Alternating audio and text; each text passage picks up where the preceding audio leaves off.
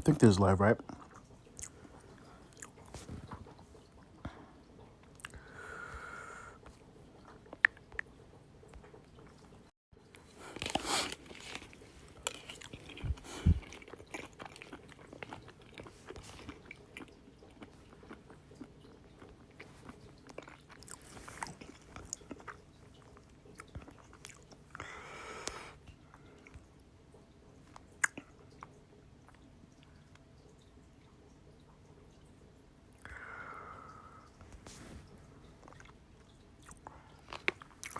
All right.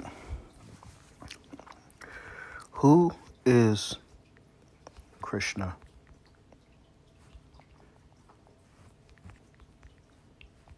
Who is Krishna?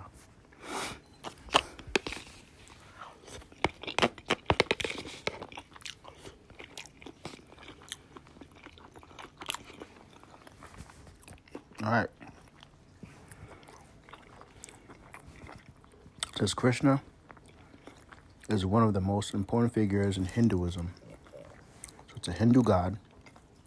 He is understood in a few different but connected ways. Oops. It's God, a supreme being. So he's a god. It says many Hindus believe Krishna is the supreme God, the highest reality. So he's a god, he's a supreme God, he is the highest reality. It says others see him as an avatar. What the heck is an avatar? Look up what's an avatar.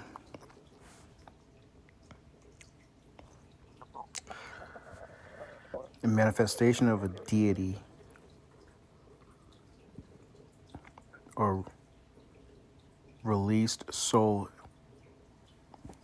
in bodily form on earth, an incarnate divine teacher. An incarnation, embodiment, or manifestation of person or idea. Okay. An incarnate God is what an avatar is.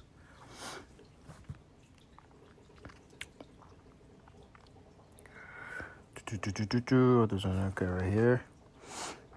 Others see him as an avatar, a human form of Vishnu who comes to earth to restore balance. Okay, there's a lot going on here. Now it mentions this person, Vishnu. Who the heck is Vishnu? Vishnu is one of the principal deities in Hinduism, revered as the preserver and protector within the Trimurti. So he's the preserver and the protector within the Trimurti. What's Trimurti? They're using confusing words. Let's see what this Trimurti means. Trimurti. Trimurti. Trinity of Brahma, the creator. Vishnu, the preserver. And Shiva, the destroyer. Okay, so it's a trinity.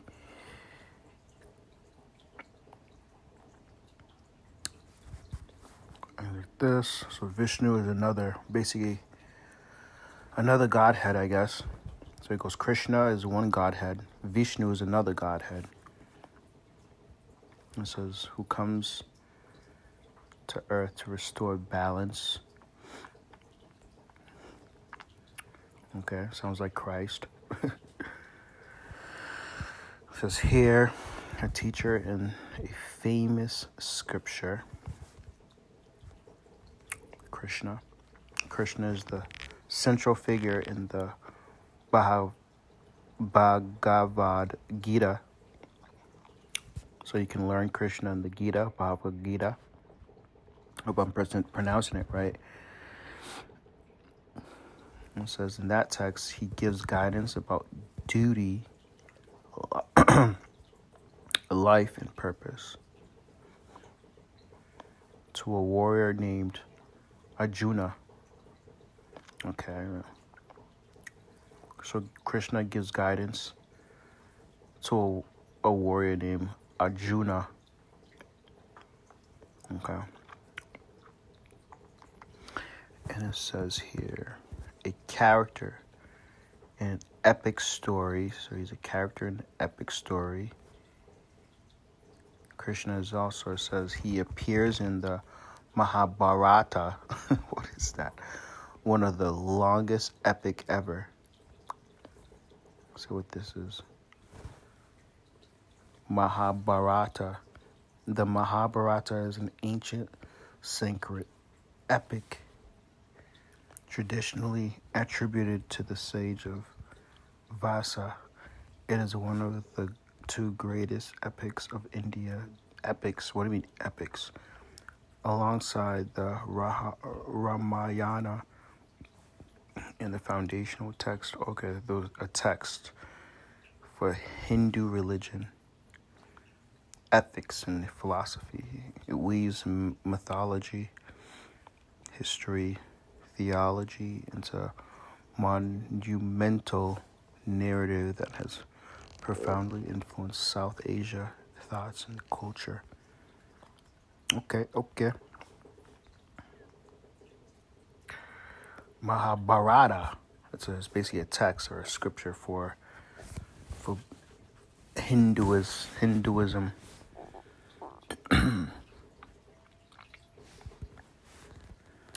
It says his personality as a child, playful, clever, known for stories like stealing butter. What? You're telling me this so-called Godhead, Krishna, used to steal butter? Okay, let's see here. As an adult, wise, calm, powerful.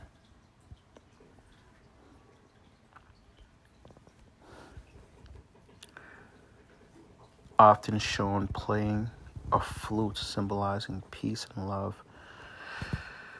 So as a child, he used to steal butter. So simple ways to understand it. Krishna is seen as God coming to earth to guide people on how to live the right way while also showing love, joy, wisdom. Okay, the right way. I don't think he's a perfect example because clearly he used to steal butter.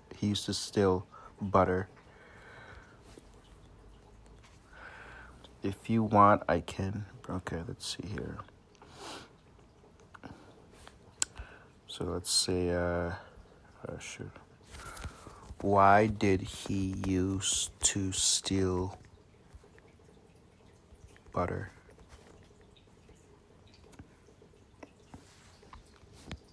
The butter stealing stories about Krishna comes from his childhood in the village and they're meant to teach symbolic lessons, not just describe mischief. Here in the breakdown, he wants a playful child. He was a playful child. As a kid, Krishna would sneak into homes and steal butter. The village woman would complain, but they also loved him. This is hilarious. It shows he wasn't distant or strict. He was joyful and human-like. Butter represents something deeper in Hindu symbolism. Butter equals the purest part of milk, the purest part of the heart. So when Krishna steals butter, it means he is taking the pure love from people's heart. This is ridiculous, bro. It shows love between God and people. The people in Vrindavan weren't angry in a serious way. They felt a deep connection and affection for him, even though he was still in their butter. It represents a type of devotion where God is loved like a child or a friend, not feared.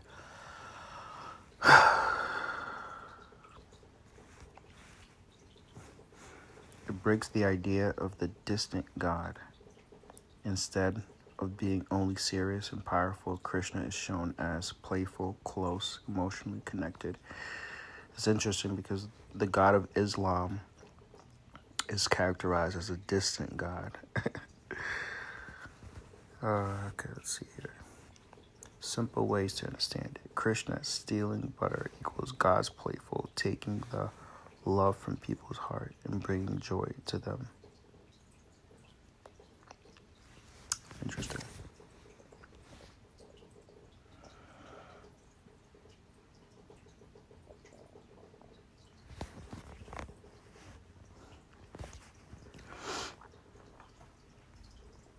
Give me a second.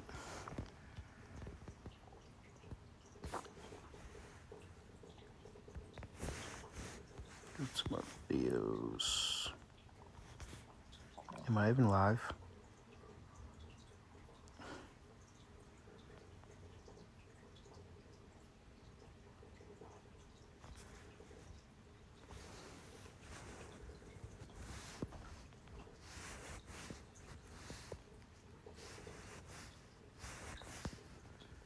I think I'm live, right?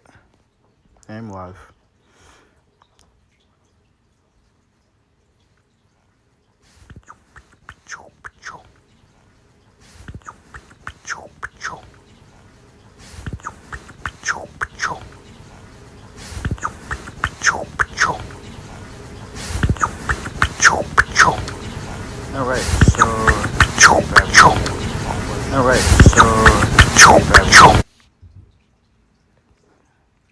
So we know that Krishna used to steal butter when he was a child. And it was talking about how it's a symbol that God is trying to steal people's hearts, to, I guess, to soften it and to love it and care for it. That's not really a good parable, though. It's not a really good story if you want to teach about how pure, righteous God is.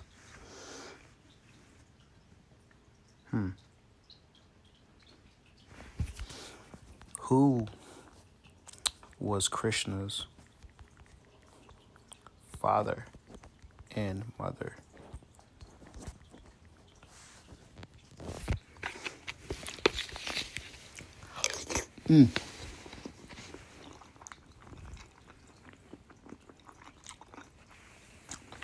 Well, Krishna has two sets of parents in the story. His biological parents and the ones who raised him. So Krishna has biological parents. Biological parents by birth, father, Vasudeva, mother, Devaki. They were royal people, but a cruel king named Kamsa imprisoned them because of the prophecies that Devaki's child would defeat him. Foster parents who raised him, father, Nanda, mother, Yashoda, to protect baby Krishna. His father secretly took him and away and gave him to Nanda, Yashoda in a village. They raised him with love. Were his biological parents also gods? It's going to be interesting. No, wow.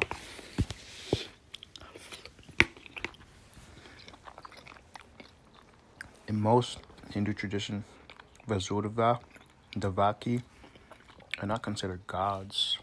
So why then was he considered a god?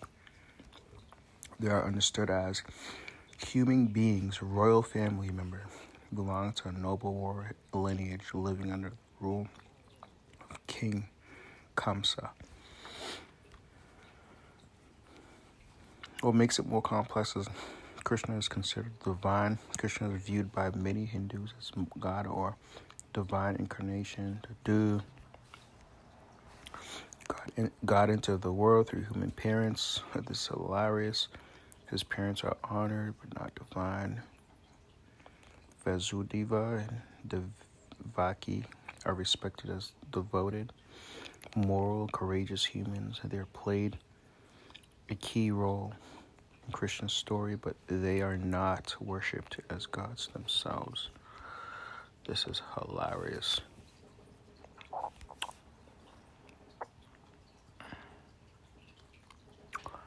I'm gonna end this.